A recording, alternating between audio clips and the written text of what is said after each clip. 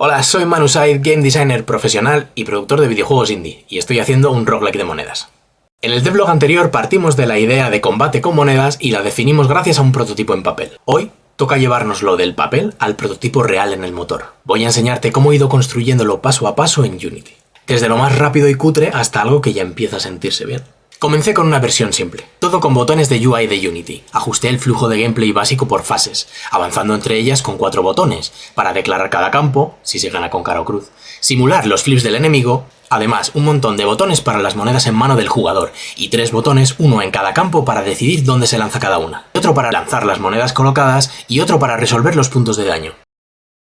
Este modelo tenía una particularidad, y es que las monedas se lanzaban directamente de la mano sin una colocación previa. Pero al prototipar esta secuencia me di cuenta de que sería mucho más interesante ver dónde colocaba el enemigo sus monedas, para poder analizarlo y planificar cómo derrotarlo en cada campo, habilitando un gameplay mucho más estratégico. Esto permitirá demarcar muy bien ese momento en el que tu estrategia está lista, cruzas los dedos y esperas a ver qué sale. Además, el jugador necesitaría previsualizar dónde va a poner cada moneda, potenciando ese pico de emoción que luego nos hará sentir tan bien si tenemos éxito ante perder todo el run completamente, porque recordemos que es un roguelike. Aquí cometes un error y te vas para casa. Tras esto, las monedas tendrían su primera representación visual.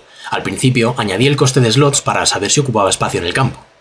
El nombre, un tipo, que luego descartaría por simplicidad, un único porcentaje de cara y cruz y una descripción de su habilidad especial. Tras esto hice una prueba de UI, donde todas las acciones salvo el flip serían automáticas, por lo que solo tendríamos un único botón, el flip, además de los botones de moneda en mano y los campos para colocarlas, claro.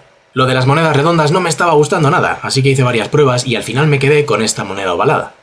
Lo siguiente que necesitaba era tener una mínima consciencia de los timings, así que decidí implementar un poco de feedback visual, repartiendo las monedas a la mano de cada jugador y añadiéndole un efecto molón al pasar el ratón por encima.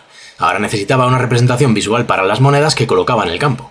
Creé un nuevo objeto para representar las monedas en los campos, y aproveché para adaptar todo el código del campo de batalla para admitir varias monedas, creando varios slots en cada lado del campo. Además, hice algunas modificaciones en el diseño de la moneda, como representar el porcentaje de cara y cruz, cosa que a nivel de información necesitaba, pero a nivel estético me estaba rompiendo la cabeza, porque las monedas tienen 2 caras, no una, pero ese sería un problema para el Manu del futuro.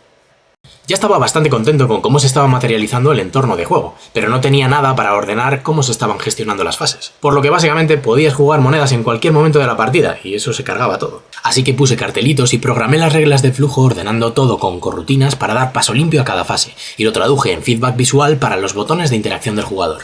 En ese momento ya empecé a ver en mi cabeza personajes hablando, introduciendo las fases, hablando con el jugador, pero no quería liarme con nada de eso.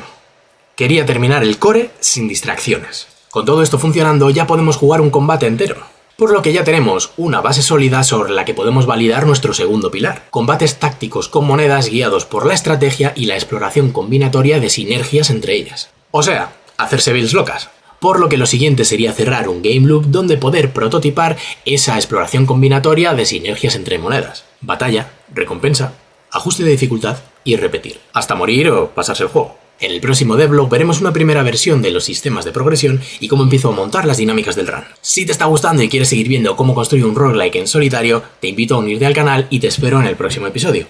¡Hasta la próxima!